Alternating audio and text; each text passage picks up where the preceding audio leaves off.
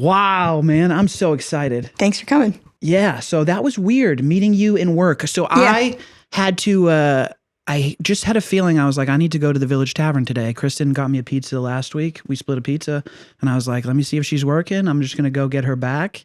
And I thought I was going to buttonhole Andrew to have a conversation about a live show. Yep. But I did not do that, and I got to meet you. Yeah. And here we are a couple days later. Hell yeah. Sitting with Ashley from Dazy's Floral, owner, operator, also my new companion over at the Village Tavern. Today is, what is today? Sunday, March 1st, 2026. Yeah. And that's my second time working at Village. It's very, back again for another cyclical. round. Yeah. Seems to be a lot of coming and going. At Village Tavern, lots of people come back. For sure. Yeah. I know like one of my friends worked there like a handful of years ago. And then I worked there probably back in like 2018 or something like that. So it was one of the first places that I reached out to work at too, where I was like, I don't know. And then I just put on my application because I didn't want to fill out the whole thing, which is kind of like lazy of me because I was like, I don't really want to work more. But I was just like, I used to work here years ago. And actually my studio assistant last year is the cousin of Alex and Andrew. Oh, nice. Yeah. And she worked at Village for mad long. Back when I worked there, she was also working there. Hell yeah. So it was funny to have her here last year working for me. Yeah, that's so funny. Mm-hmm. That's cool. Yeah. Yeah. It is a tiny world. Mm-hmm. I am excited. It's such a weird job. Did you work in restaurants before that? I worked at Walnut Street Cafe in Lynn for like a really long time on and off. Nice. And then I think back in 2019, I was hosting at Opus before they switched over to Hallowed Ground or Direwolf. If you're in the industry, you're a hustler. If you're in the restaurant industry, you can fucking hustle. That makes sense. It makes sense that you're your own business owner. It makes sense that you're doing the things that you're doing design-wise. Definitely. Yeah. Because if you're like quick on your feet, you have to wear multiple hats no matter like what you're doing. And just doing that as a business, you're like, oh, I kind of like understand how to do that. Especially with hospitality and customer service. Like you need to be able to talk to tables. You need to be able to talk to like a vast group of people. And running your own business is not for people who don't like talking to people, I guess. But at the same time, like, I would say I don't like talking to people, but I'm good at talking to people.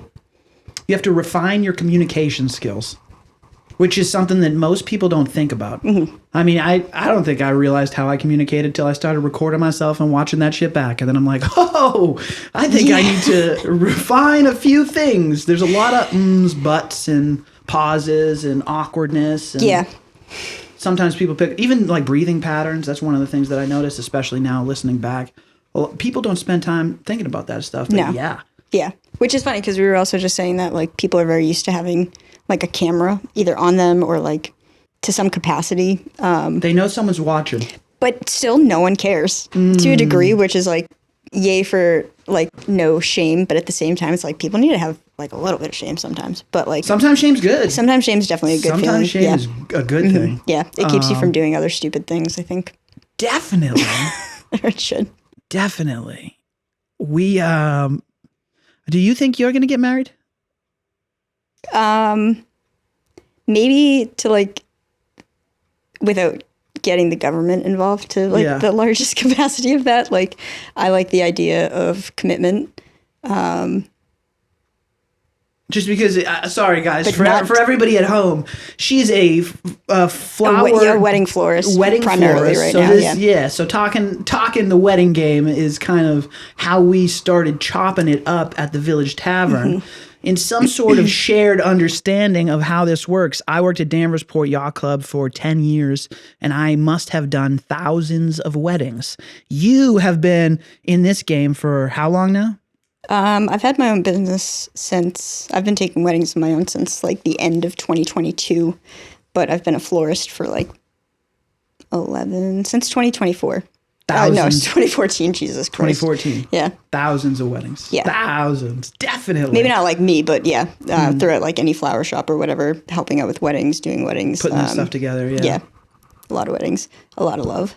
A lot of love, which is good, and I like that, and I feel like I say to my clients sometimes, like, my expression of love or, like, my love language is not so much, like, gift giving, but giving flowers. And to be able to, like, do that for someone on a day that holds like so much love.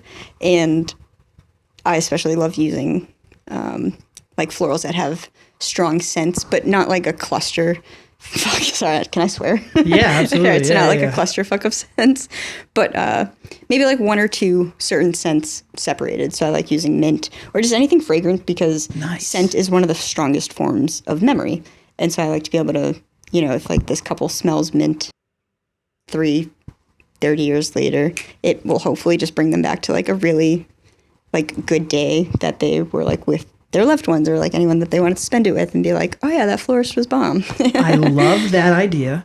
That's so funny because I was just telling my wife that I need to start putting some essential oils on my business cards because that's a good idea. Yeah. There's another way that I can hit someone's olfactory without just a little bit of a scent. Just something so that next time you have whatever, I mean, I need to pick a scent now. Yeah. But like that's it's kind of like a perfume crazy. or just like any personal scent. It's just when you like smell someone's shirt or if you're like whatever, that makes it's sense. just And for them, immediately especially makes you think of that. Thinking about like a special day. Yeah. Like, oh, that could hit them because they're trying to like.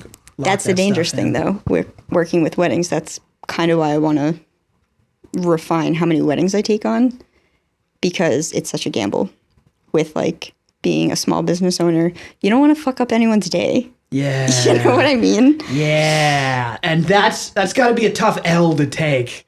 I did it. Yeah. Like that's why shame is good.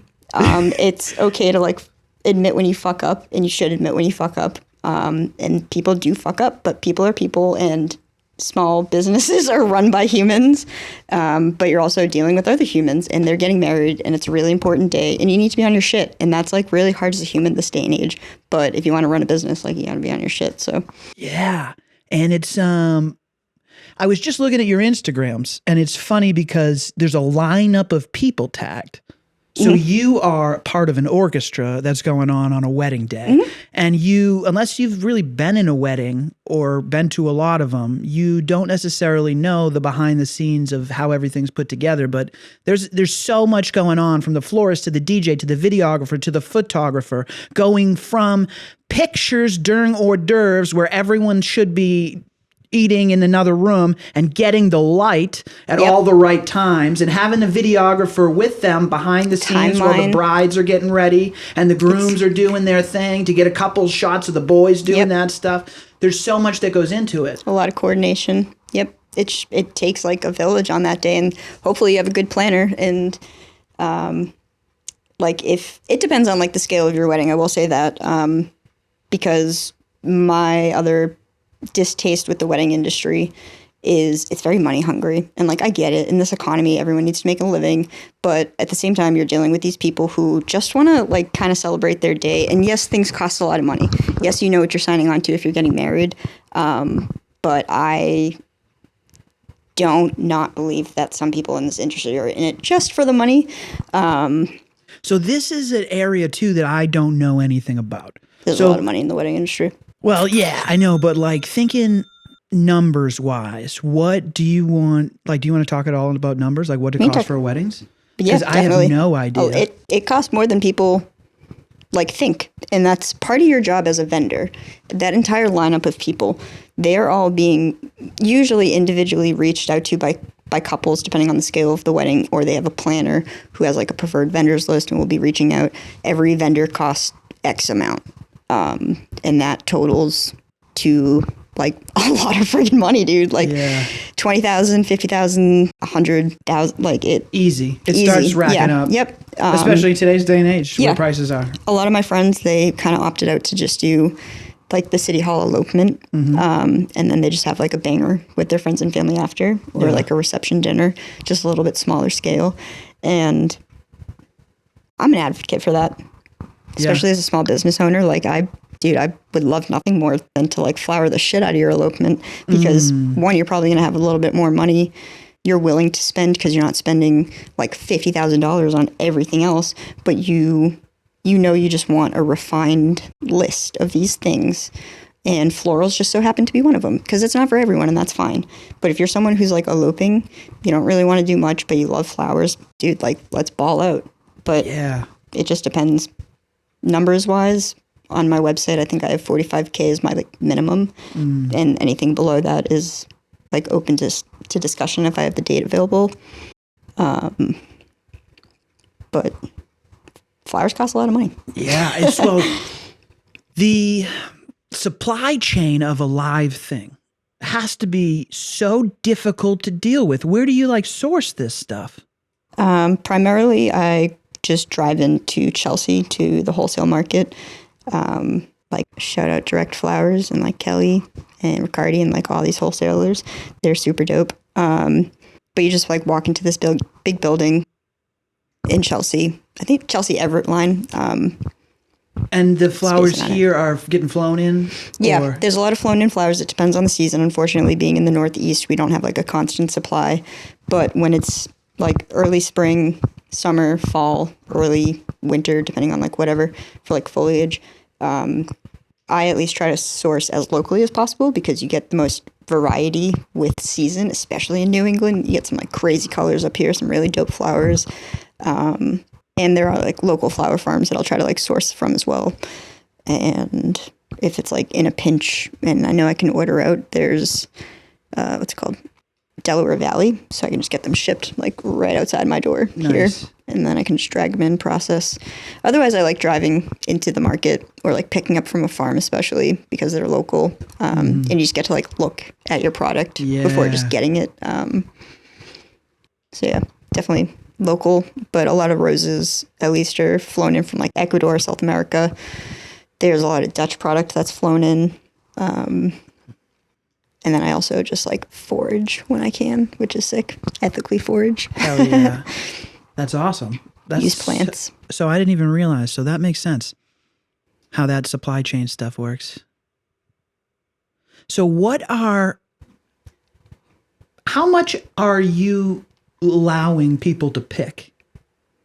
Because there's got to Like be limitations. There's got to be limitations on what you can do and make, because they can't be like, I want 9 of these, 2 of those, and 1 of these.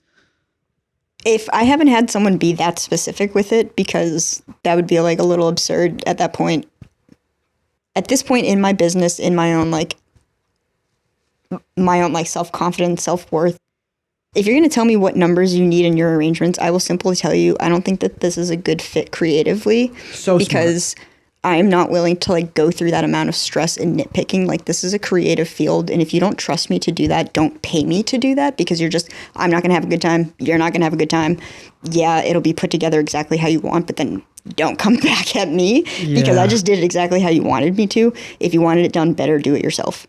If you want it done better, do it yourself for fucking anything, but like, or pay for it to be done. But no, I don't allow that because I say on my mood boards or like proposals, this is all seasonally available product. I send like floral and foliage ideas.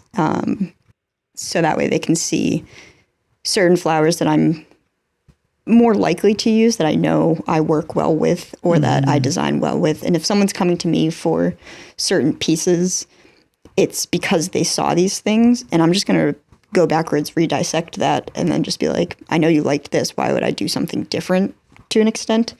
But my other love language is receiving, like, oh, we trust your judgment. You have complete creative freedom. Like, and then I can just go off. But if they don't like a certain color, we're not going to use it. That's fine. It's your wedding. You're paying for this, or it's like your event, whatever it is. And when I send them that mood board, if there's something they don't like, I encourage them not to tell me, or to just, no, sorry. I encourage them to tell me if they see something they don't like, because this is your thing. We're working collaboratively here. And I want you to be happy. And as long as that's within my limitations as a creative designer with a fresh product, dude, the world's your oyster. Like, I'll do whatever I can to make it happen. I'll talk to wholesalers. But I won't use spray paint shit like roses. That's weird. Certain dyed things, other cool, funky things, yes. But otherwise, I find that to be like a little volatile with the scale of events that I take right now, if that even makes sense. How many events would you do in a given week, month?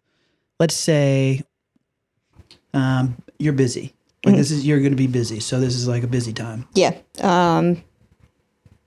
I'd say like 4 weddings a month. And that's where I found myself now with like my current or like recent for the last like year and a half or so, like mental state is depending on the budgets of those weddings, I could do 1 a weekend or I could do 2 a weekend. But like I said, it's a gamble. And that's part of the reason that I'm back to waitressing, because I know I can make money if I just like look at myself and be like, push through this. Like, you're a business owner. Like, you need to do this to make money. No, the fuck I don't. Not in this economy. I can do anything I freaking want. But if I'm like super busy, honestly, it 100% depends on like the vibe and the mood. And that's not like great for a business owner, but it's real. And I know that about myself at least. But I could do 3 weddings in 1 day and be fine for the most part. Not really. I did get arrested. So. Oh, God. What is that? How did we get arrested? Okay, 3 weddings in 1 day? Were you speeding? No. So 3 weddings in 1 day. This is the part that's probably going to have to get cut. Maybe not, because it's fucking real as shit. I got arrested last year. Temporary 6-hour hold. It was nothing major. It's dropped. Yeah, you can't even look it up. You can't even find it. Yeah. And it's all because I opened up my mouth to the cops, because I was like on some shit before 9 a.m. and they were like, "Did you do this?" I was like, "Yes, I did, and here's why." And then they left, and I was just like, "Fuck yeah!" And then they came back and they were like, "So you told us that you did it, so you have to come with us." And I was like, "Fuck my life!" I literally said to the cop, "I was like, you tried to do the right thing, man." Yeah.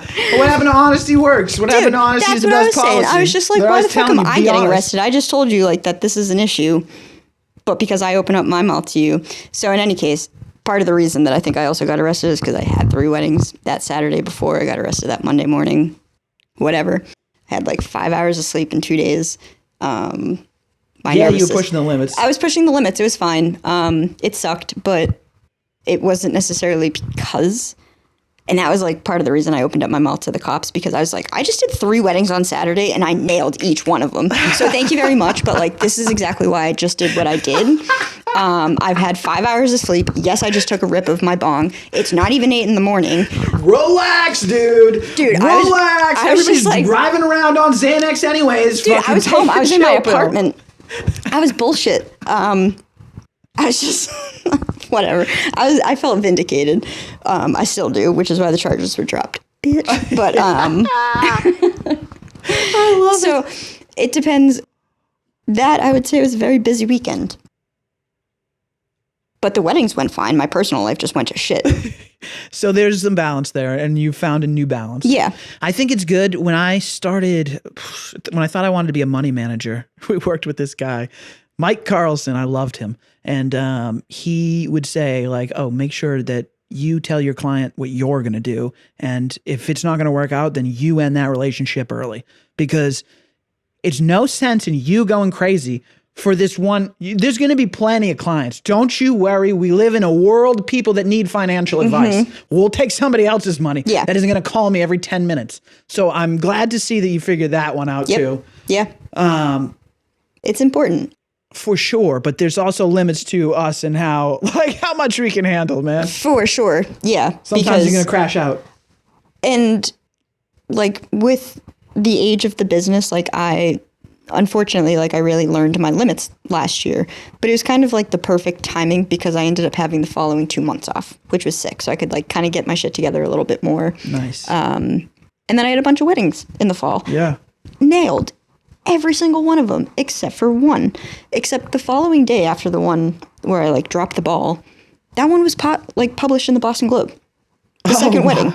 And so like it had nothing to do with my personal life to a degree. I literally was short 2 designers that bailed on me that week, and I wouldn't have taken a wedding that large if I didn't have the help, or if I wasn't able to like gather that help. Yeah. And I thought I did. I did my part. I like did what I like was supposed to do as a business owner. I hired the necessary help. Unfortunately, they're also human and they couldn't make it, but it was one after the other. And I was like, fuck, what do I do? Like, I was here every single night. Like, I didn't sleep. I was like putting things together. And then my studio assistant at the time, she was also going through a hard time. So she was here trying to help me to like the best of her ability. And like I had friends help me. I had a staff the day for the one that I dropped the ball, both like for the setup, for the flip, and for the breakdown. And the breakdown was just like awful because obviously I like dropped the ball on some things and it was just like a nightmare. But they were like recording my staff and like harassing them and like screaming at them, but they weren't doing it to me, like the sister of the bride, like recording them. And they were coming up to me in the U-Haul while I was like trying to organize stuff. I was just trying to get my shit together to be like, all right, you have to go back in here and you have to like talk to either planner and just be like, here's what happened. Like, I know I fucked up. What can we do about it? Because that's the fucking terrifying thing about weddings is like, if you fuck up, the day still has to go on. You have to like keep it together. You have to still just keep going. You can't just not show up. You can't just not do something. And so my staff and I were trying to do everything that we could to just do something. But again, that's really awful and I feel really bad because that was like someone's wedding day. But yeah, not taking on things that don't feel good or that are just going to like bug you day in and day out are not worth just doing for the money. Listen to that gut instinct. Yeah. Yeah, definitely. Yeah, big time. People that learn to ride their gut, I feel like it all works out for them. I don't know what that is. I don't know what that's tied to. Maybe it could be bacteria. I don't know what the hell it is. Something in the water. Yeah. That's nuts, though. I've watched stand-up comedy, and I lived a life, essentially, of an open micer just by quitting and getting fired from every job ever. So, like, none of that shit phases me anymore. It's, like, weird.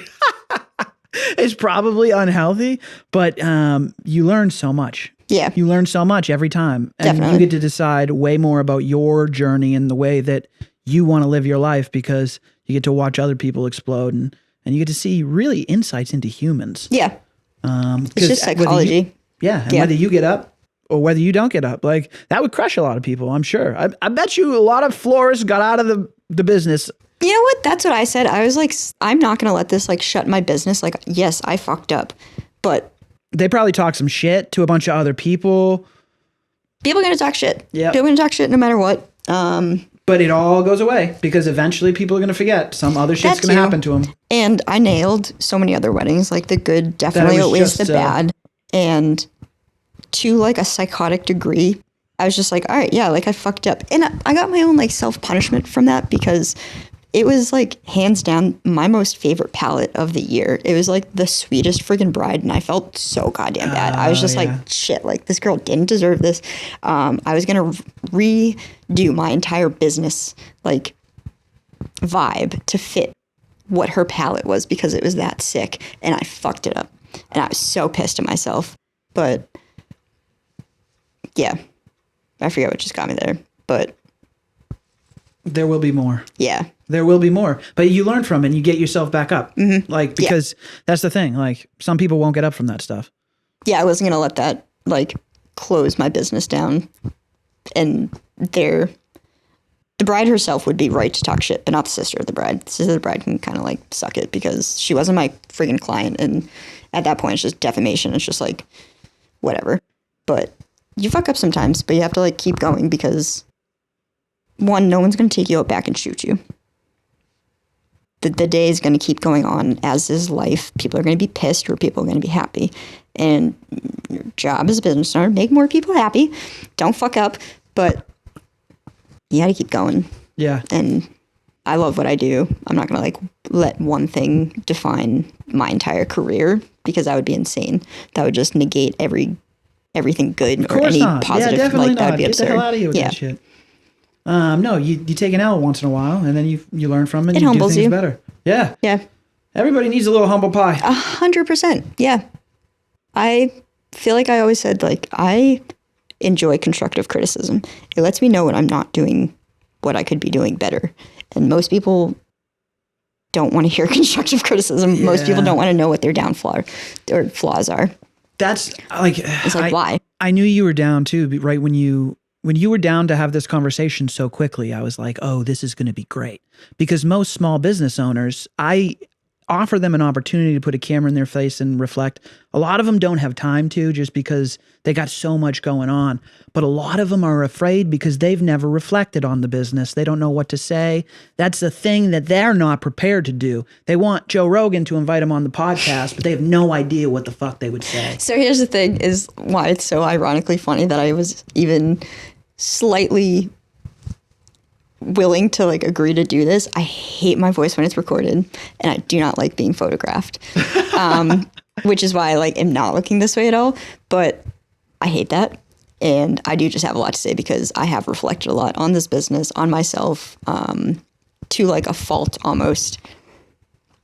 But you have to, though. Yeah. You have to figure out what's going on. If it's like a business is a little thing that you are breathing life into until it can sustain itself. Yeah. It's like a weird thing that you're creating.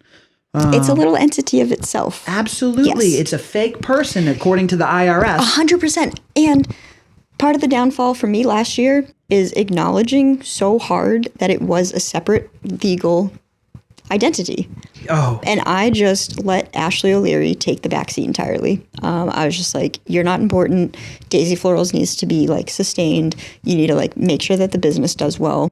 And I just like let myself slip through the cracks. And then it was like, it was a really brutal truth, or like, it was just brutal last year being like, all right, if you don't take care of Ashley O'Leary, you will not be able to have Dazy Florals. And I was like, fuck.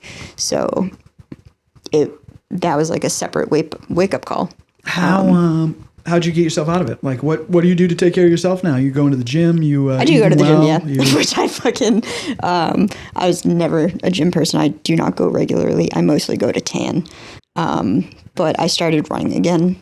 And so yeah, I'll do that, or like the row machine, some like that. I was doing Both yoga great. for a bit. I'm usually not so much like this time of year. I hate the cold, but I'm a woods person. I'll just walk in the woods for hours, and usually on mushrooms.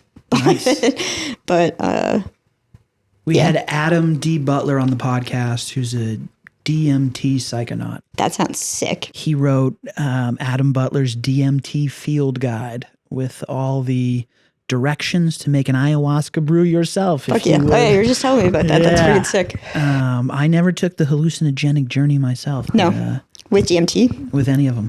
No mushrooms. Nothing? No LSD. No DMT. Any personal reason why? Nope. I actually got a mushroom bar, and I like been waiting to. Dude, but it's been 5 years. I highly recommend it. Start small.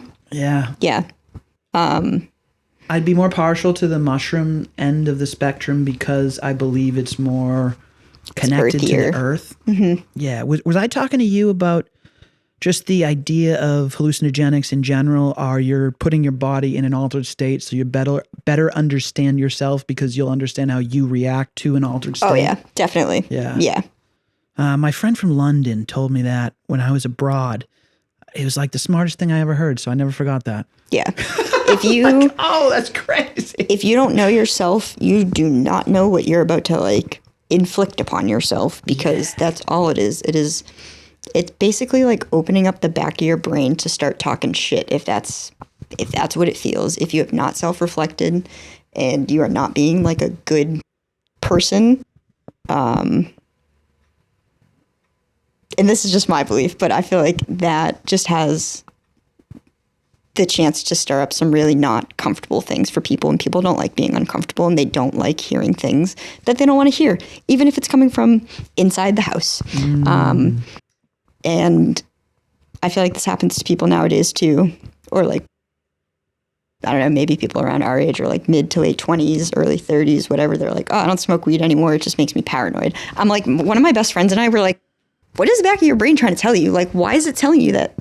Like, or I don't know. I feel like some people would just be like, I don't know. Like, I just feel like a piece of shit when I smoke weed. I'm like, why are you making yourself feel like a piece of shit for enjoying yourself right now, though? I was just what is it saying? reading on Twitter. There's this, I basically go on Twitter now for one account, Ears to Hear You. And she's just like, I'm fascinated with her brilliance. I believe it's a woman because she looks at little things that I would never tie knots between or whatever, tie a string between, whatever, connect. And she connects them. But she was talking about marijuana as a healing thing, and it's a reflection of self. 100%. So if you 100%. feel anxious, that shit's on you. Yeah. And if you feel love, that shit's on you. It reflects the state that you're already in. As do psychedelics. So that's so funny. Mm-hmm. It's all perspective, perception, and we're all projecting our own shit onto other people. 100%. Yeah. Once I understood projection, I was like, oh, this makes Nothing's so much personal. sense. No, and even when someone's yelling at you about some shit, they're like, yelling at you about some shit that's in their life. Yes. Like, it's got nothing to do with you. It's just triggering something inside of them that they're not comfortable looking at. And that's not to say someone can't like slap you in the face and you can't just be like, what the fuck, dude? But for the reason that they came up to you, did something like that, they're dealing with their whole own mess of shit. And it's their dumb shit they gotta I'm sorry figure you out. felt so bad to like inflict that upon me. I hope you feel better, dude. Like, go do some mushrooms, sit in the woods, and cry about it. Like, it's okay. You can apologize to your little self for not knowing better. Do you hang out Linwoods? I do, yeah. I love Linwoods. Do you ever go to Breakheart? Yeah. I love Breakheart. I like going to, I think it's Camp Neon off of Route 1. You can get like a weird back entrance into Breakheart that isn't paved. Because I do like Breakheart, but I don't love that it's paved. Oh, okay. I know that we're the camp, but I don't even know how to get there. It's right back behind like the workout area and the rink and the field. Yeah. Yeah. I run in there. I love the paved part because it helps me run around in there. But I'm like woods light. Yeah. I did not grow up as a woodsy person. Did you grow up woodsing? No, not at all. Which funny. I kind of wish I did, but But the mushrooms called to you, and you're like, "Let me get out there and be dirty hippie life." 100. Yep. Pretty much once I like transferred high schools, I was just like, "Oh shit, weed," and then eventually mushrooms and just some other things. But I mean, I left the office, and now I'm like, dirty hippie life is like the fun thing to do. Get radicalized. Do some mushrooms. Get radicalized. Yeah. If anyone takes anything from this, it's. Joe Rogan always said, if you want there to be no war, what we need to do is just mushrooms all over the people. Dude, that's what I said. Just fucking dose everyone. Before my parents kicked me out in the pandemic, I was going to like start dosing them on mushrooms. And I was just like, that's illegal. You can't do that. Don't do that. But I swear to God, people would just do like a little bit better and then be able to consciously do better. Because once you know better, it's on you to do better. Start dosing people. Have them like open up whatever the back of their brain's trying to tell them and sit with it for a little while. Like, it's okay. If it makes you feel better, it's supposed to be uncomfortable. Yeah, I mean, my motto's the only way to, or what the fuck is it? I don't even know what my mottos are. Get comfortable being uncomfortable. 100, yep. That's it. Because like if you're uncomfortable, the only way that you're going to be comfortable is like, just relax. Dude, just keep relaxing. It's kind of like that scene in like the first Harry Potter or whatever, the Devil's Snare. I think that's the first one. Where it's just like, you can't be fighting that shit. Did you watch Harry Potter? I did, but man, I'm reaching in the back of my brain for it and I can't find that. It's like they're trapped in that weird like snake slithery shit, whatever the hell. And they're getting... I got real mad at the end of it when he basically won the whole thing by like accident because somebody fired a bullet at him and it like bounced off something else. In Harry Potter? At the end, like the last movie at the end. They were shooting guns in Harry Potter? They were shooting light balls or something. Oh, like probably like... Yeah, something like that. I don't know. I don't know. I'm mad at Harry Potter. I don't know why. That's fair. Yeah. Same thing with the Olympics. I haven't figured out my feelings on them. I just don't like them. What do you got against the Olympics? I think it's like an old pagan ritual that so are all of them, all of sports. All taking part in and I think it's an offering as well. Because those children are abused. Like if the children weren't abused, I think it's a weird like sacrifice and I don't know. Yeah. For countries which are their own business entities at the end of the motherfucking day. Yes. Which is just a fake person. Yeah. They just make money off of you being alive, which is why it's illegal to kill yourself. Really? Yeah. You get sanctioned if you fucking try to kill yourself. They're like, you can't do that. Because you're just taking money away from the government. Yeah, because you got to get to work, motherfucker. Yeah, that's why they want people to have kids. Do until the robots can take over for us, and then you can fucking kill yourself like they're doing in Canada. Canada's pushing that shit hard. They're like, if you want to kill yourself, like maybe Well, like fucking Vermont has die with dignity for certain cases, like cancer patients or whatever, which I totally respect. Like, there's some shit where if you got it, that's one thing. But if they're like, there's a kid with a broken leg that needs this bed, like, get the fuck out of here. die with dignity. Dude, if I broke a leg, I'd be in there fucking first thing in the morning. I'd be like, put me out of my misery. I'm not doing this shit. Fuck no. I had a cast on my left hand before I started my own business, thankfully.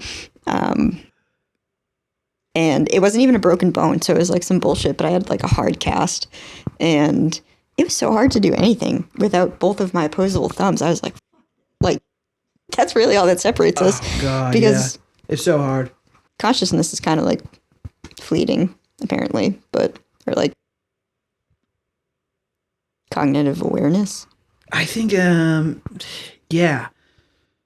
I talk about consciousness all the time. I think that people's brain is like their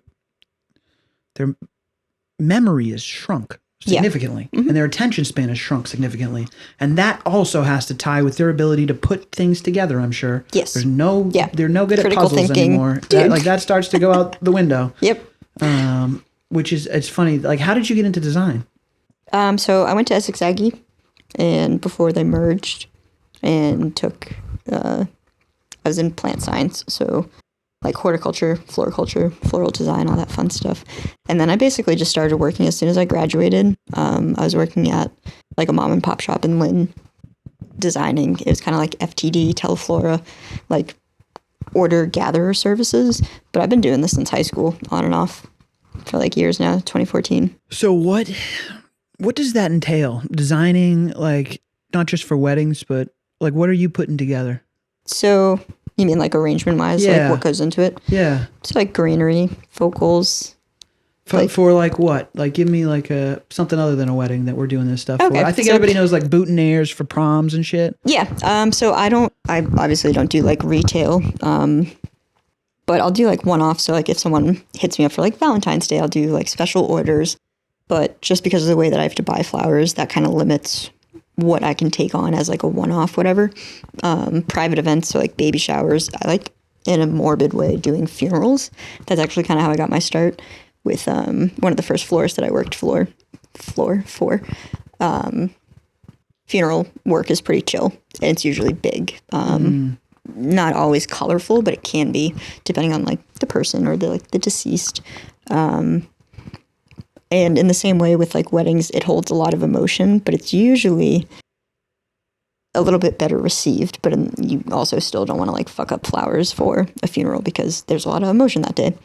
But I want to get more into like private events, hospitality, larger corporations, like brand events, brand launches, just people looking to like add flowers and plants and just like cool shit, like anything naturalistic to their event. Like, hit me up, I'm down to like troubleshoot this. That's like part of the enjoyment of having my own business and being an artist is I work with a live product. I'm not limited to just flowers. I love that you think like of yourself as an artist. Like, that's the best.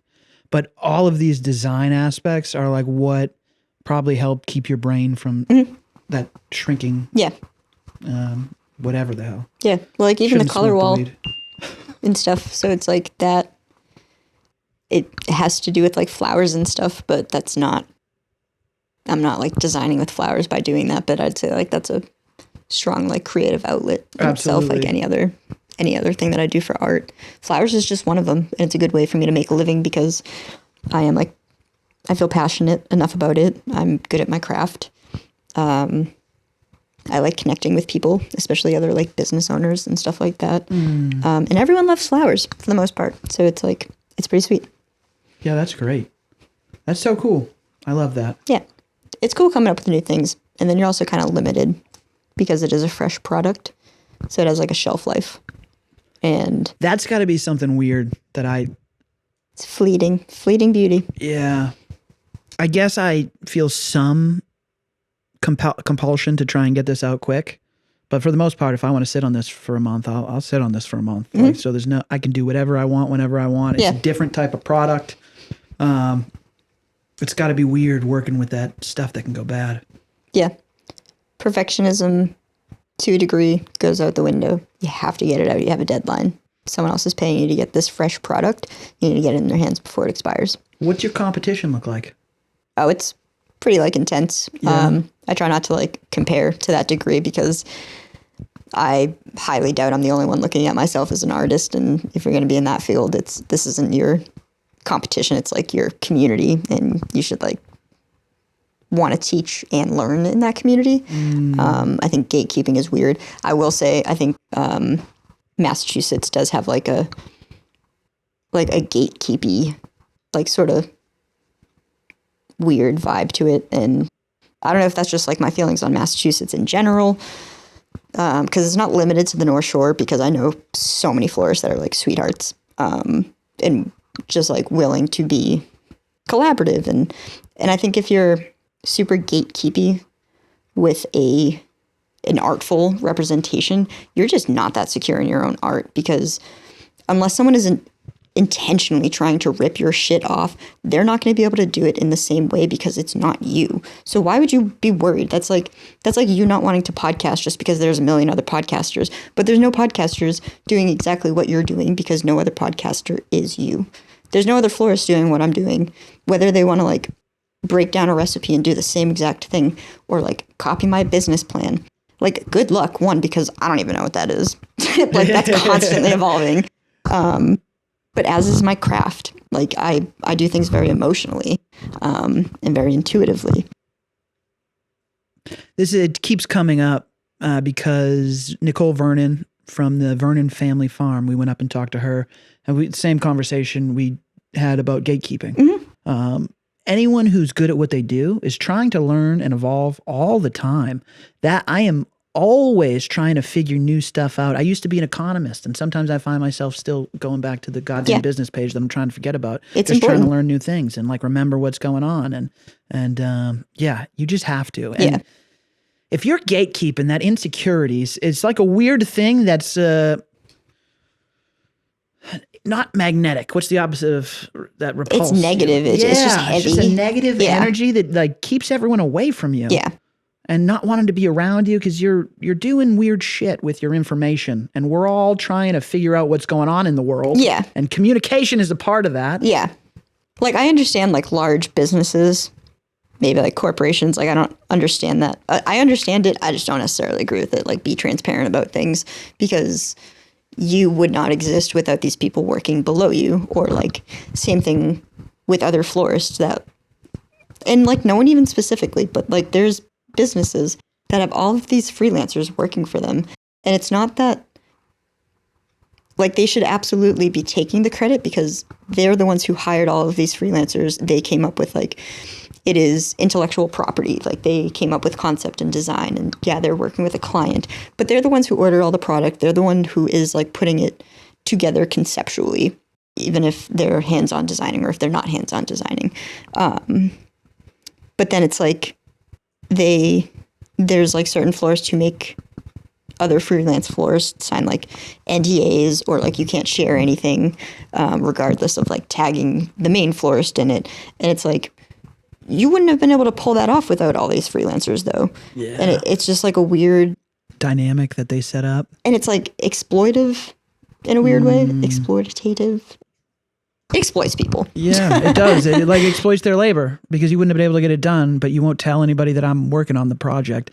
And that's why I own my own fucking business. Yeah. Because I don't like when laborers are exploited. That's disgusting. It's weird because you know that this thing, same with like restaurant workers. Why would you ever treat a waitress as below you? You're coming out here to eat because you didn't want to do it yourself. And that too, yeah. So you're going to pay for someone to do it, and then you're going to bitch about it? Like, just go, like I said earlier, just go do it yourself then. You should have stayed at home and cooked. Good luck, like, buddy. yeah, there's shitty servers, I'm sure, but like... You don't know how to make chicken Bolognese, do you? You I don't even dumbass. know. Is that on the menu right now? I have no I'm idea. going to fail tomorrow. I have no idea. No, I don't think it is. I just picked up good. my first shift since October. Oh, okay. What are the mixed veggies? Carrots, broccoli, and green beans. Yeah. All right, good. Is it still that? Yeah. I forgot carrots like earlier yesterday when I was trying to remember. I was like, I'm going to fuck. Fucking wild. I can't believe they're giving us tests.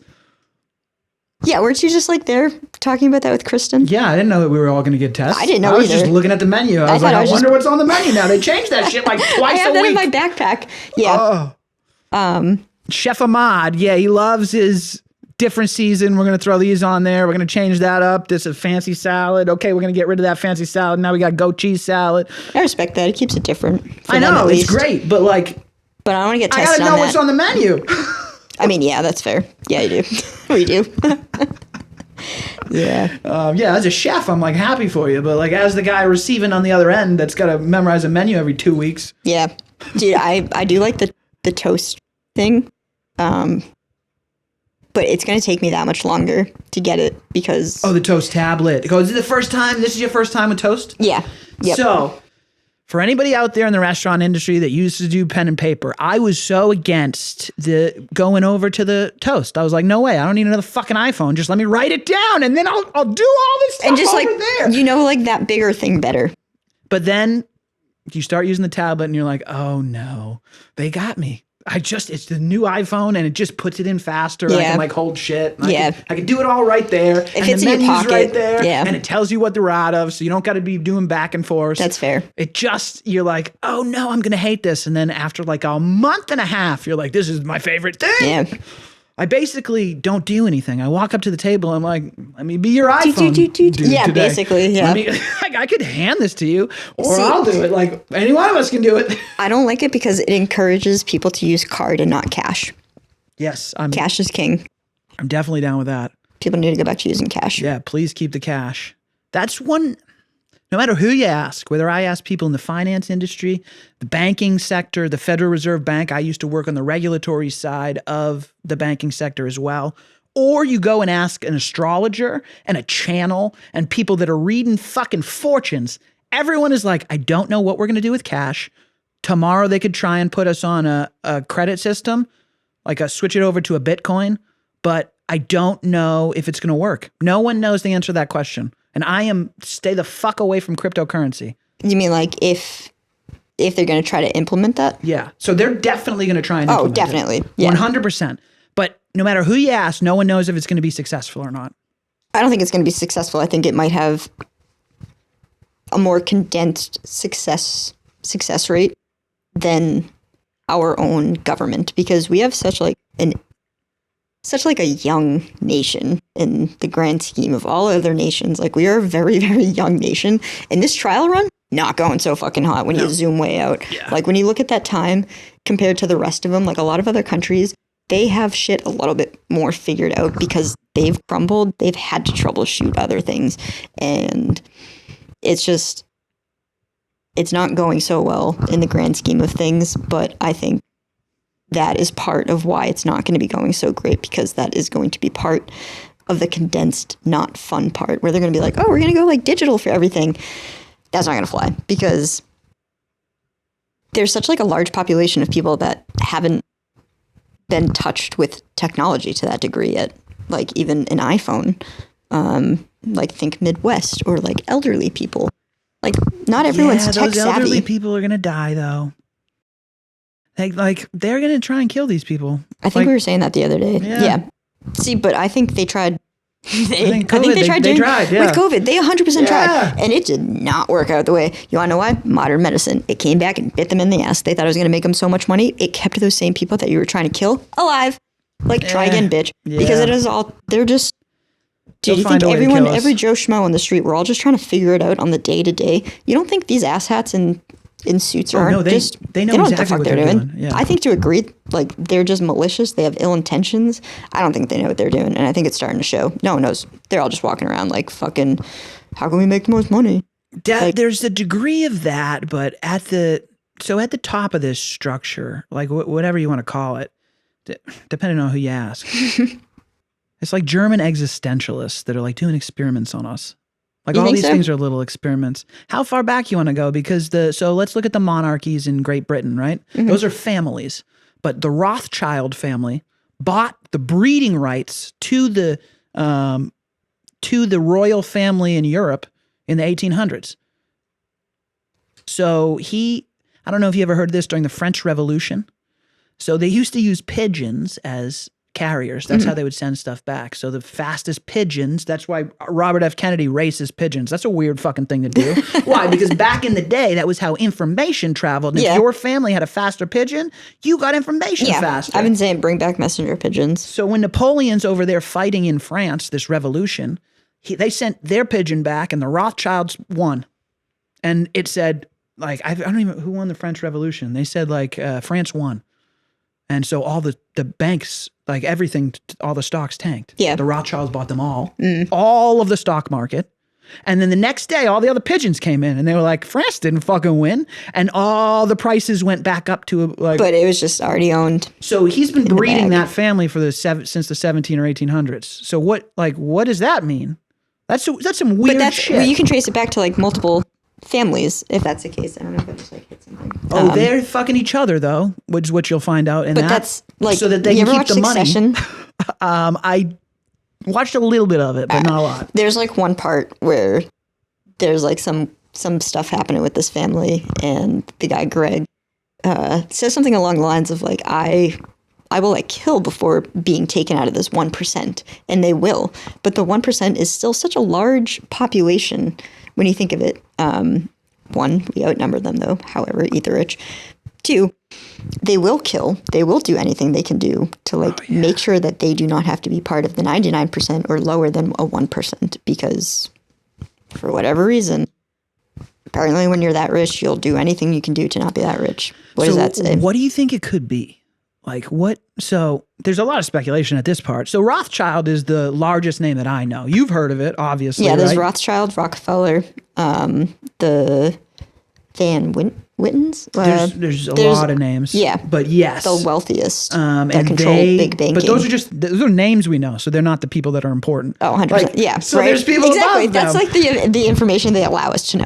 And I'm also like, I'll say I'm a conspiracy theorist, just in the same way, like, but I can't do too much digging anymore nowadays. One, I got too much shit going on. Two, I will spiral. I'm way too of an empathetic human. And I know that there's just like a lot of not good, bad shit happening. Oh, yeah. But if I focus on that, I'm just going to kill myself. And I'm not going to do that right now. No, you got to leave the shit where it is. So this is something that I struggle with, but because awareness is tough. You're working all the time on your awareness if you're trying to grow, because the only way you can grow is to see more, and you have to take that in. But I've been working on it because the judgment is what I used to feel. Like I know that information. Now I have this judgment about the information of the things that have been going on, whether I knew about them or not. So like it's, oh yeah, you have to know that this shit's going on whether you know about it or not, and not tie yourself. It's hard to do, but like remove the judgment from yourself, because we're these human beings walking around with all these emotions that we're supposed to have and have this experience. But then when you feel the emotions, sometimes it's like overwhelming. And when you tell someone too much information, I'm sure you've done this because it seems like you're very knowledgeable yourself. You can watch their brains fry. Yes. And they shut it down and they're like, nope, not taking that in. Yeah, at like a certain point, someone's limit is just like capped, and you can see it in their eyes. They just like shut down. My ex-boyfriend used to do that. But like, and then in all fairness, like I can just like go. And especially if it's something that I know about, I'm working on that. But like I could just see him shut down because he didn't know what to say at a certain point. But like, yeah, you gotta like refine a little bit, not information dump on people. It does affect people's psyche. It affects your own psyche. Definitely. Knowing too much you don't need to know everything all the time. No, I've definitely found that out as well. I think I used to ride the rails of information so that I could try and predict the future. Yeah. Yep. Which is pattern recognition, cyclical. Possible. Yeah.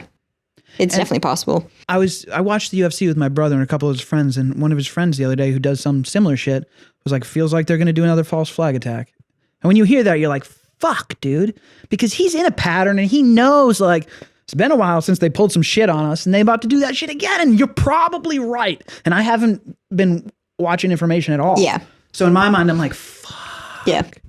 I should probably figure out what's going on too. Yeah, it's good to be able to like tune in and then separate yourself. Like if you can't do that separation, you will just like keep digging and digging and digging. And you're like, you will snap. Like everyone's capacity is different.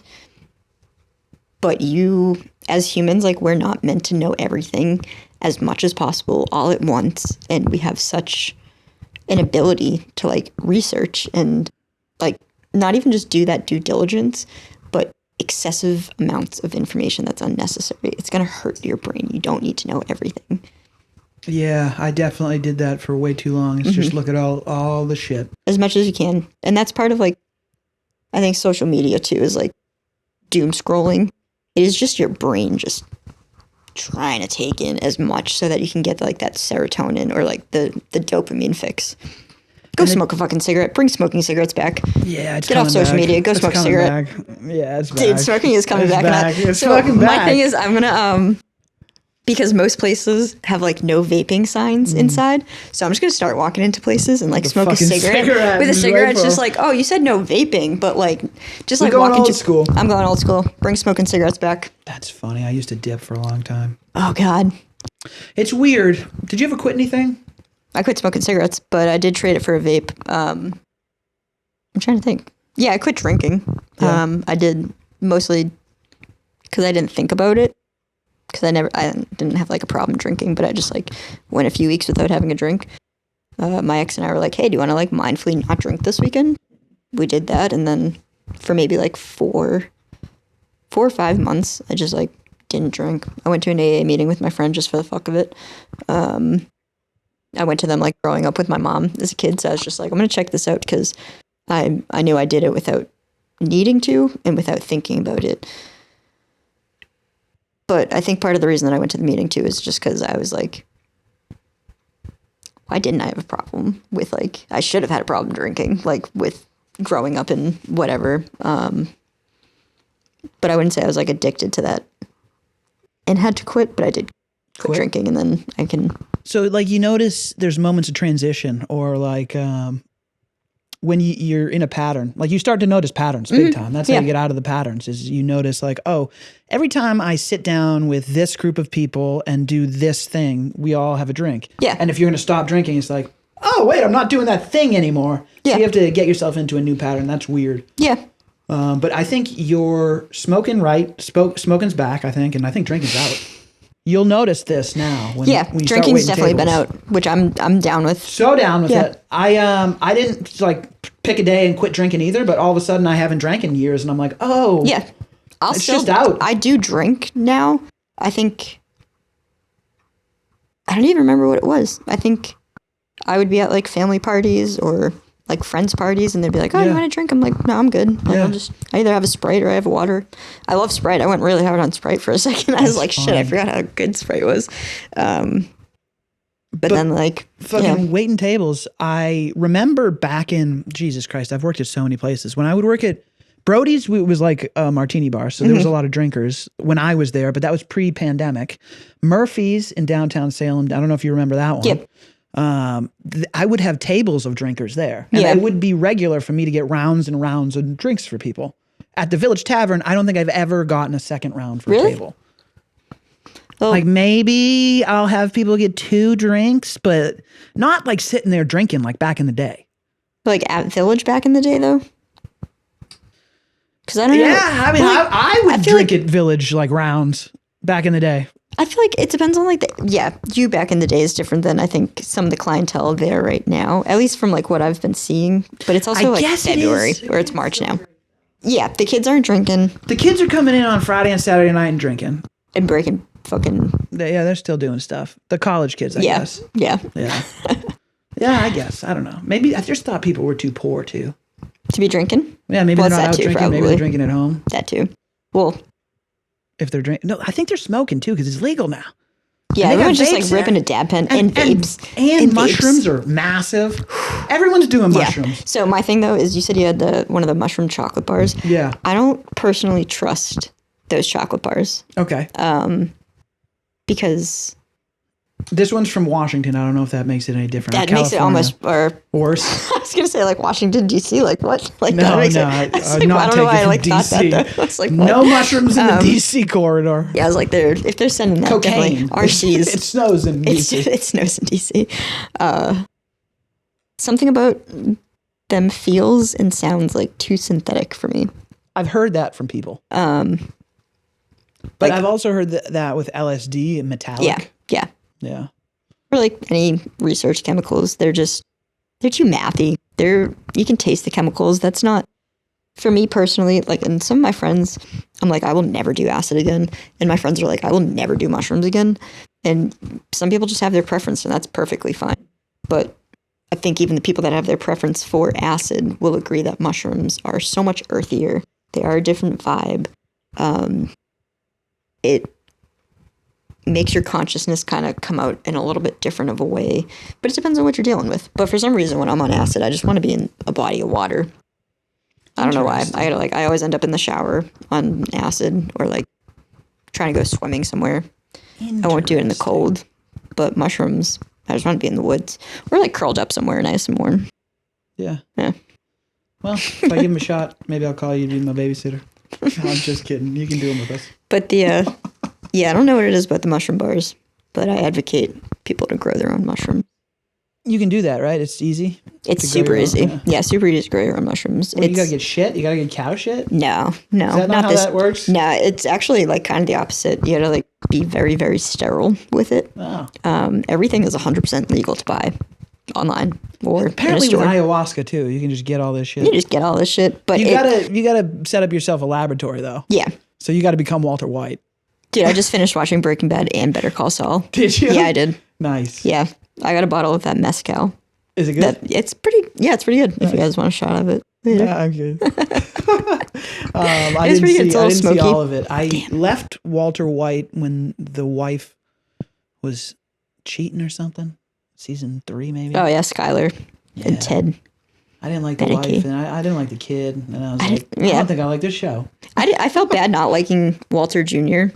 Because he's like crippled. And I was like, Yeah. I swear to God, it has Cripples nothing. can be assholes It too, has though. nothing to do with that. Walt Jr.'s just a fucking little dick. Yeah. Skylar gets a lot of hate. I hated Skylar for a long time, but she gets a lot of hate. And I feel like she was just dealing with the fact that her husband, she thought was dying of cancer, turned meth kingpin. Yeah. I felt like she dealt with Crazy. that pretty well, and the least she did was cheat on him. Oh, that's funny. At least she didn't, like, he begged her to stay and she did, but she, like, fucked an old fling. That's funny. Oh, He stayed making meth. Yeah. Which one's worse? I heard the Better Call Saul spinoff was good. I really liked it, yeah. Mm-hmm. They did a movie. Did you watch a movie? Yeah, El Camino. Yeah. Was Yeah, it good? yeah, it was pretty good. You could tell that they're all, like, older, but I liked it. I was happy that they Do you brought watch anything now? back. Like, current? Yeah. Are you like, do you watch TV? Do you watch movies? I watch, like, streaming services. Yeah. I think I had, like, a trial of whatever I love I love LA. Whatever that was on. Okay. Or I don't know what that is. Do you know what that is? Big Little Lies. Big Little Lies. I've heard of that. I think was the a girls good at show. work watch that Yeah, one. that was a pretty good show. I We just watch Survivor and Below Deck. see. I'm not a huge like reality TV person. I loved Even though I guess that's kind of- we've been watching this most recent season of Below Deck, and it's become the Real Housewives, which That's funny. sucks because they got bought out by Peacock, and now Yeah. like they're Is it too like? it sucks. Yeah. It used to be a bunch of people on a ship taking care of rich people, but Yeah. they all lived together, they all fought together, they all fucked. It was like, oh, this is the restaurant industry. I want to watch this. But just like on a boat. But on a boat, Yeah. yeah. So it was like a twist on the restaurant Yeah. industry. But now it's they've been sniffing their own farts, and they're going with Andy Cohen at 11 o'clock, and they're all thinking that they're all Hollywood stars. Yeah. And then Bravo like is pushing all this other shit, and Peacock bought. I don't know. Well, and I swear, like if people aren't, you can tell with like certain actors throughout a show that are not comfortable with themselves on film, because by halfway through a season or a second season, they have like their hair dyed, they got like their teeth. Self-awareness. Yeah. Yeah. Yep. And that must be like really hard too, though, because you do just like and even for like reality shows, like this day and age, technology is probably pretty good at like recording everything. And that must feel really weird. So like, Yeah, I mean, especially, I was thinking about this today too. We were talking about currencies. I think authenticity is becoming its own currency big time as we get into this new generation of wherever we're at, where the divide is so big between the rich and the poor, authenticity just seems to be winning everywhere. Yes. Yeah. Because you can't fake that. No. Same with like the gatekeeping and being comfortable in your own skin is a weird thing. It is very weird. And it is something that someone cannot take from you. No. And There's nothing they can do. You can put me in a box, but you can't make me fucking boring like you motherfucker. Yeah. It's just like, I'm not, that's for you. Like, I'm good. Yeah. Weird. It's just seeking that like approval or like the validation from people that don't even respect themselves. Yeah. It's kind of authenticity, self-respect, self-worth, self-confidence. And I think we're going to be able to trade more on that too. Like in your business, I bet you the more authentic you are and get to portray yourself, it's probably be better for business. Like, oh fuck, I'm going to get some flowers from my girl fucking Ash because I'm doing a 40th birthday party and I haven't talked to her in a while. That's honestly, that's like what happened with some Valentine's Day flowers from my friend John and Jelena, who are now married. They got eloped out in Vegas, and I can't tell you how happy it made me for him to like find my email somehow, reach out for Jelena for Valentine's Day to get her flowers because he knows that she followed me on Instagram and that we used to work together at Barnes & Noble like years and years and years ago, and that they were proud of how far they knew I was doing flowers back then. And they were like, we're so proud of you. Like, we can't believe you have your own business. Like, we want to support you. Yeah. So I've had like people that I used to go to high school with, like they hit me up specifically because like they know. And that's like, I don't think that really only has to do with like my Instagram or like the pieces that I've done. I think that does have a lot to do with like personality. They're like, oh shit, like Ashley O has a business. Like, I want to support that. And like, that's fucking sick. That feels really good in itself to know you're not like, never thought that I was just like an asshole. Like sometimes on mushrooms, I'd be like, damn, you're a piece of shit, dude. Like, get it together. But like, I'm not a mean person. I'll talk to anyone and everyone. And I talk to everyone exactly the same, like across the board.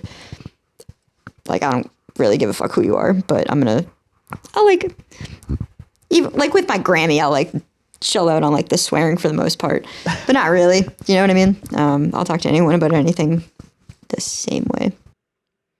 That's the Village Tavern, baby. I love it. That's how you know. The tagline I came up for it. Tell me if you like it. We're gonna get the reaction in real time here. It's, oh fuck, what is it? It's raw. It's real. It's the heartbeat of Essex Street. It's the Village Tavern live. Fuck yeah. That's going to be for the podcast? Yeah. Hell yeah. We're trying to do a live show. Hell yeah. Yeah. You just going to like... Jess came up with Heartbeat of Essex Street because we did an interview. We did a movie of us last season. I don't know if you've seen that yet. Mm-mm. It's on YouTube. But at the end of it, or whatever, she did an interview in there and she was talking about, I wanted to bring the heartbeat back to the restaurant. And I was like, damn, Heartbeat of Essex Street. Hell yeah. I want to work the Sound of Salem in there too, though, somewhere. It's the Sound of Salem. It's the Heartbeat of Essex Street. I don't know. Yeah. We'll find a way. I feel like those definitely pair together pretty well. Yeah. We'll figure it out. Hell yeah. I like that. There's enough real people that will talk, though. Yeah. There's a lot. Oh, God. You just stand out by that fountain. Yeah. Like Oh, God. pre-holiday season. Anyone. Yeah. Crazy, too. What's the vibe of Essex Street? We'll get something. We'll definitely get something. Yeah. That's going to be good. I'm excited. That's going to be good. Hell yeah. Yeah. It's almost spring. Things are warming up. I can't wait. Yeah. Yeah. 19 days. 19 days till the start of spring. The first time you see that 60 that's coming up on the weather and you're like, oh, fuck. I can smell it. Yep. I can taste that in the air. The birds, you can hear them in a different way. Yep. They like start to come outside. Back. Yep. Yeah. Yeah. I'm pumped. I'm so excited. I'm going to Miami to freelance. So how does that work? So this was like a dream of mine for like a while. And I think I was just like too scared to implement it. And I didn't really know how to. But I just started reaching out to florists whose work I like in areas that I want to travel to. Right now it's Miami. I think Miami's friggin' dope. And so I'm going to move there and be a snowbird. Nice. And because they have an opposite busy season of us. Everyone's going down there in the winter. Yeah. To get married. Yep. Yeah. Or even just like other events. I want to focus more on like hospitality, like just do more work with like restaurants or like People hotels and probably stuff have down there. brand brands. launches in Yes. Miami. Yeah. They There's probably don't do that shit in Have you ever been to Miami? No, I have not. Miami's sick. I love Miami. I've only gone twice and it was like super quick. But Miami's dope. My cousin lives down there, Nice. downtown Miami, and she's also an artist. But Cocaine. yeah, there's a lot of cocaine in Miami. Good Cuban or sandwiches. so I've heard. I haven't tried a Cuban sandwich yet, Oh, Cuban's but great. that's like next. And I love Dexter. So Was he there? Dexter was took place in Miami, but they actually Interesting. filmed it in California. In case you didn't know that. I love So Dexter. watch out for people killing people. Yeah, because Dexter's Taking not in after. Miami right now to save you. He's out hustling in New York. Did you watch that show at all? I don't think I ever saw one episode, but I knew it was about killing people. Damn, Dexter's a really good show. It came back too. Yeah, it did. I always wonder what they're trying to program us with. I think To be completely honest, like, yes, I agree with that, but I don't think it's everything because it is a creative field. Mm. And I think there's actors like Michael C. Hall working with other producers or creatives to just be like, shit sucks right now. Like, what good thing can we like try to have an output for? Oh yeah, And you can't throw the baby out with the bathwater. Like, Yeah, there's got to it's be just like- great people making stuff. Yes, but yeah. but that's why I think kind of back to the Olympics and stuff, and it just being like this old pageantry, because that's literally what it was created for, is to like distract its civilians from how shitty things were around them. It's entertainment. That's why you have theater. It is like the good and the bad, but it's all just entertainment. It is a distraction. It's intentional. And that's why everything's a subscription. Yeah, it feels like we're back at cable. Yeah. Big time. That's what I've heard. Yeah, like what the fuck? I got rid of cable and now I got 7 subscriptions that add up to more than cable. Yep. What are we doing here? That's why I figured I'd start a small business, get rid of cable, and just like have comfort shows. Yeah, That's a couple of them. Yeah. Basically, I think we're just going through the motions of watching I can barely watch anything anymore. Really? Especially creating content. Once you get behind that's the fair. camera and you start...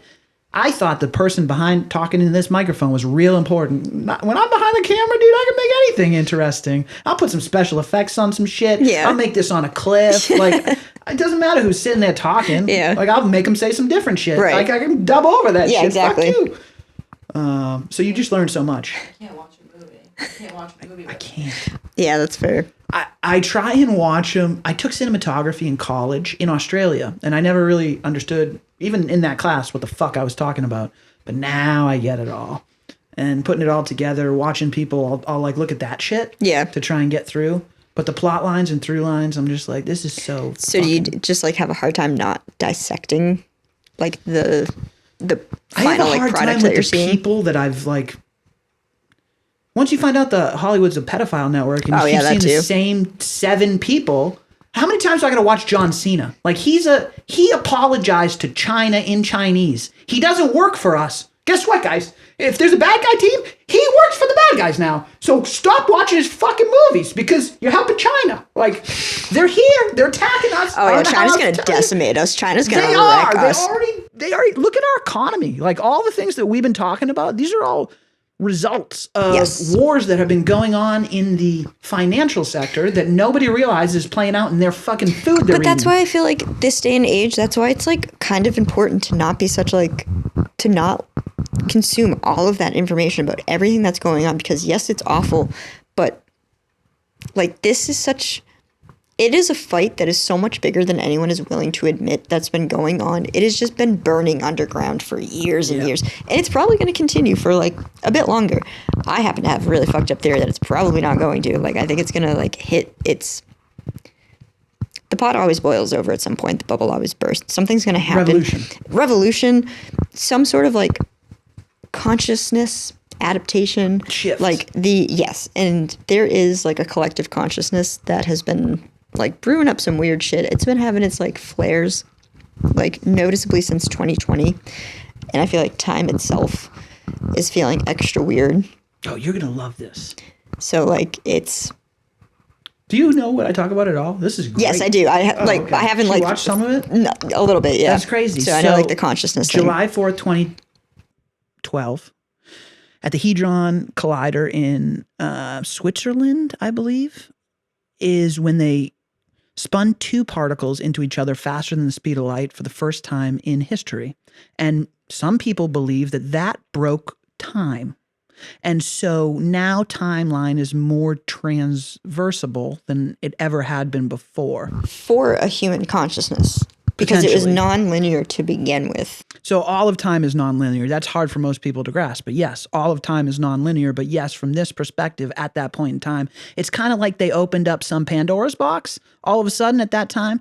I don't know what it's creating, but it's creating a lot of black metamaterials. holes. Yeah. Yeah. And so black holes is like another crazy aspect of all of it. Who knows what the fuck it could be? They did a dance, like a satanic dance, though, before they did that shit right out front. And they At this place? Yeah. So they're I believe it. they're trying. So now there's a race for metamaterials, which is the byproduct of what's created when you spin things faster than the speed of light and crash them into each other. And so this one Hedron collider was, I think, in 2 countries, so no one had control over the material. So now they're building a whole bunch of these like colliders all over the place, so everyone can come up with their own metamaterials. I don't know what the fuck that is, but the timeline shit. Is it a coincidence that it's like meta? It's just like I don't know if they know what the fuck to call it yet. But that's why what I they're mean. calling it metamaterials. But what about like what everyone else knows as meta right now? Like the company? Yeah. Because of who runs that and maybe there's some connection. I don't know why they call it metamaterials. I don't believe to be in honest. coincidences. Yeah. Because that just seems it's like that's why I say like a black hole too, because they're just like creating this thing that they don't know what it's about to For do. sure. And if there's going to be so many of them, is that not how like big pockets of like things just get sucked in? So that's why I say time is like not linear, because I think they're going to make a little bit like one too many of those things, and it's going to go it's just like big bang. So Trump's Start family again. was the recipients. They were the CIA recovery team for Nikola Tesla's artwork or all of his information when he died. So if they had a time machine in there, wouldn't that shit be weird? Like, so that's the thing about humanity is once we figure out the time machine's always been invented. Mm-hmm. So in my mind, the time machine's always been invented.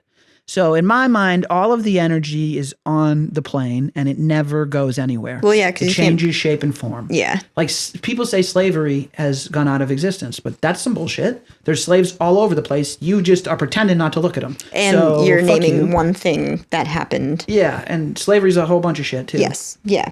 Yeah. But so all of these things exist. Like communism exists, like democracy a little bit, but not where you think it does. Yes. That's not democracy. Well, that's the other thing with like conversations with people is people will either get upset, but everyone has a different meaning for different words.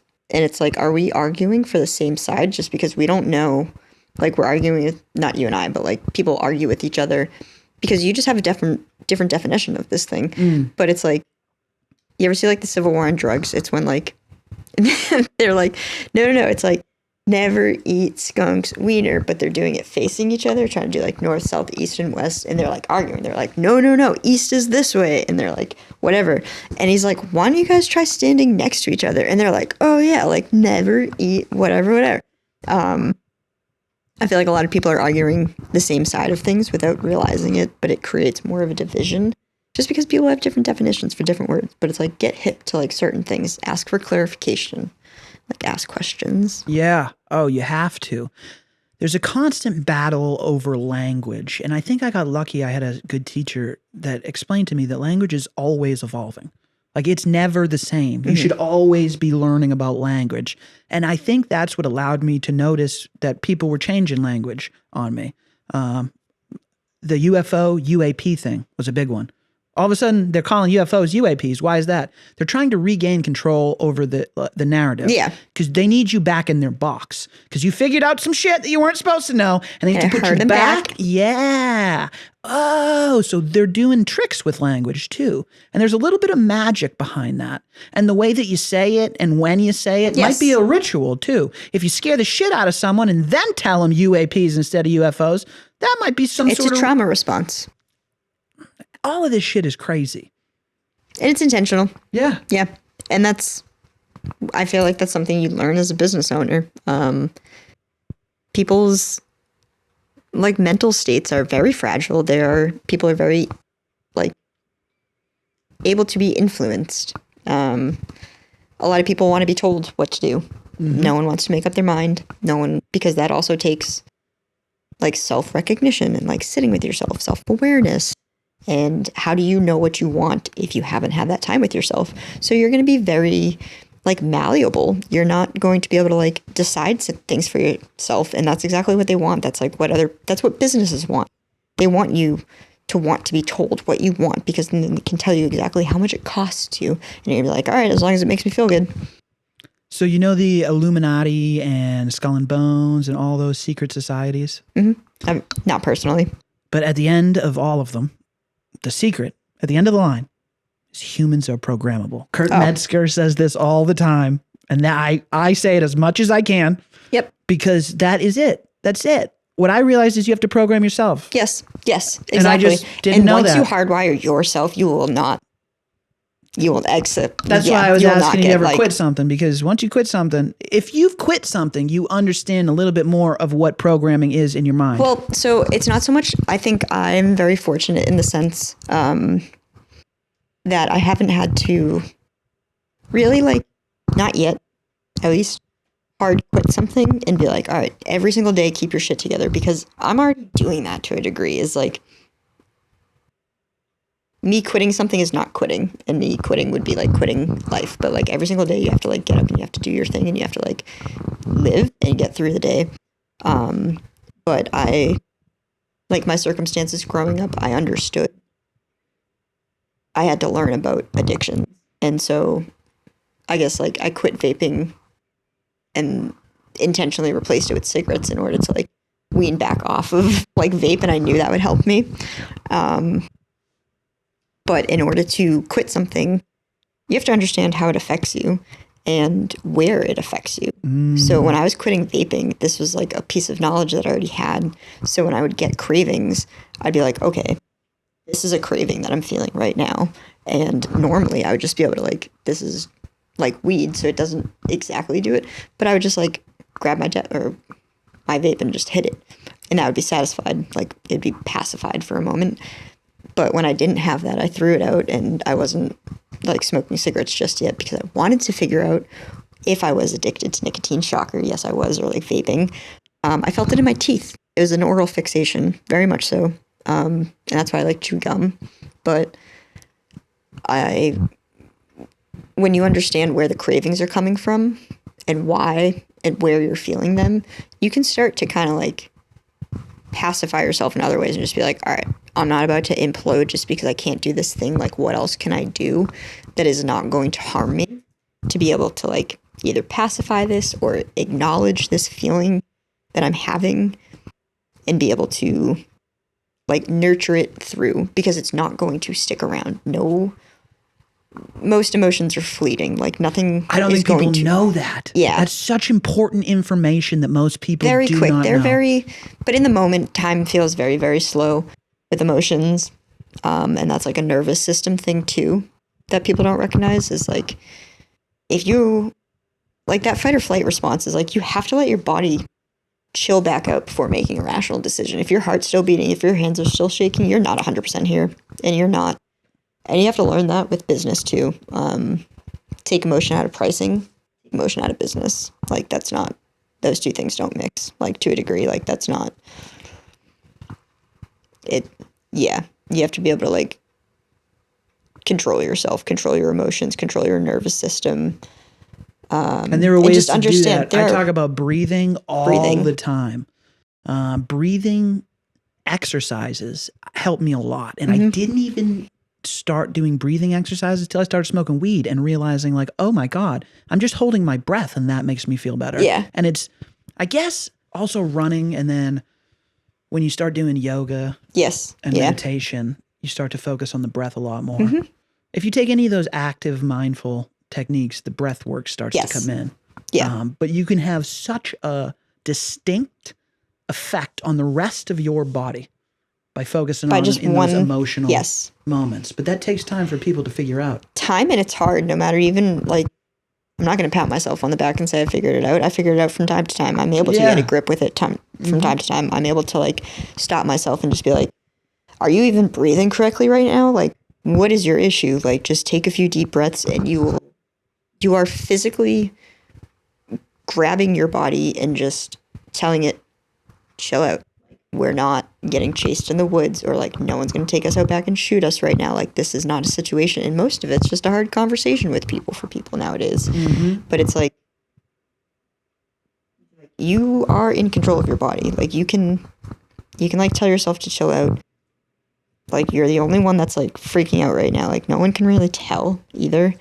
Yeah, most people I feel like don't necessarily know these things.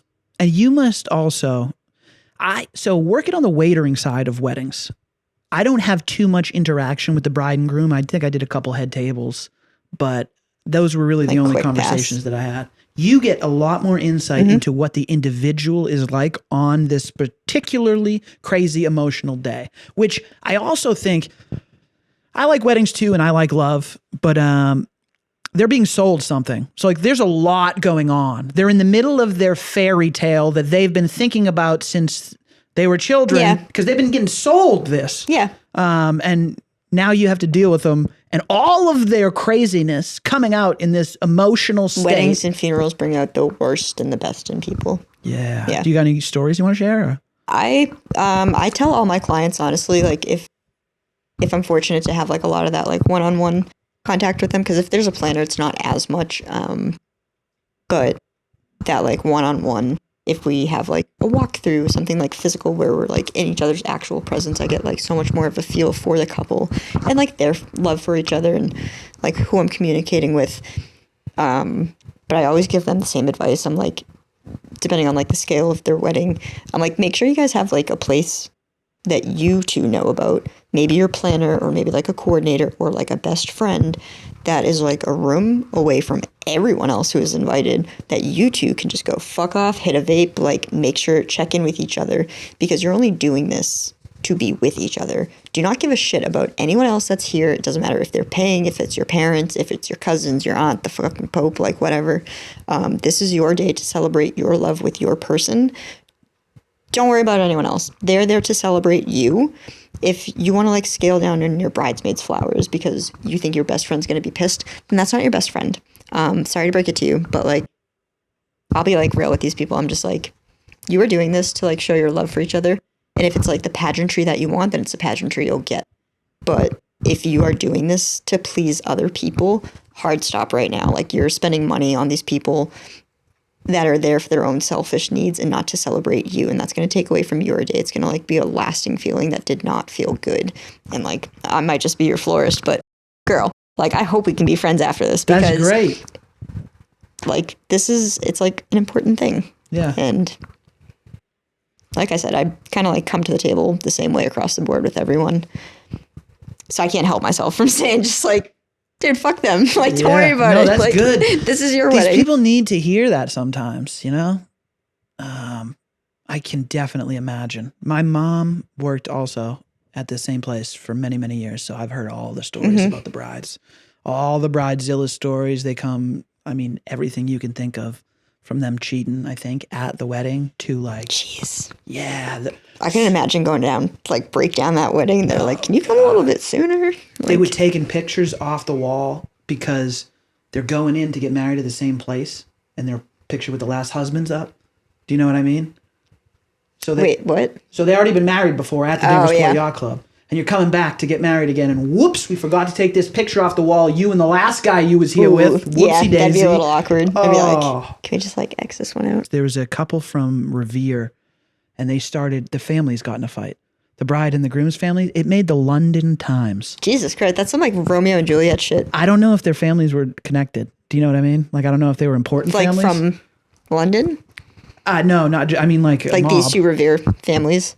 Yeah. I believe it. I feel like there's like a lot of old Italians. I feel like it. But I feel like that's the only reason it made the London Times was one of these guys got money and there was somebody. Oh, for sure. Yeah. But There's that probably was some like friggin' punching people in the parking black lot, cop. man. That's Oh, nuts. that's wild. I love a good messy wedding, or like, I love some good crazy shit like that. So you must go to all. Do you have a place that you like? Because you've been to a bunch of venues. I like any of the trustees, like The Long Hill. Trustees. Okay. I don't know these ones. What's it called? The Crane Estate. Crane Estate. I've heard of that. It's Crane Beach. Yes. Yeah. Over that way, up in Ipswich. Okay. Yeah. I like private estate weddings too.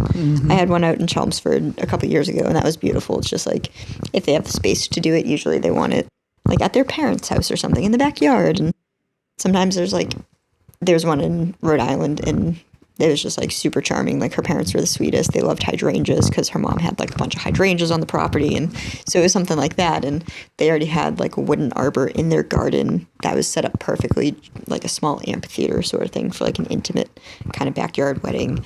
I'm trying to think what other places. Hammond Castle we went up to. Hammond Castle. We took a tour of it, but I was looking at your page and I saw a bunch That of place was Hammond sick, Castle. yeah. That stuff's Yeah. awesome. I Yeah. love that. That one was fun. That was the one that was published in the Boston Globe. Nice. It was just like a ton of candles on that really beautiful like stone staircase. And that then takes so long to set up. just too, like right? yeah, it did. But I had like a killer crew that day. Like a couple of my buddies from high school, and then actually a couple of the jiu-jitsu kids. One night, I like heard them like walking down like a big boy pack or whatever, and I just like looked at my studio assistant because I needed some laborers for like the upcoming season. And a tip from a different florist was just like hit up some young dudes, like they want to make side money and they'll just like lift a bunch of shit. And I was like, that's an excellent tip. And I was like, thank God there's a jiu-jitsu student. So one night I could hear him coming. I was like, yo, any of you guys want to make some side money? And I got a couple of their attention. I ended up hiring them. Best fucking idea ever. That's greatest awesome. help.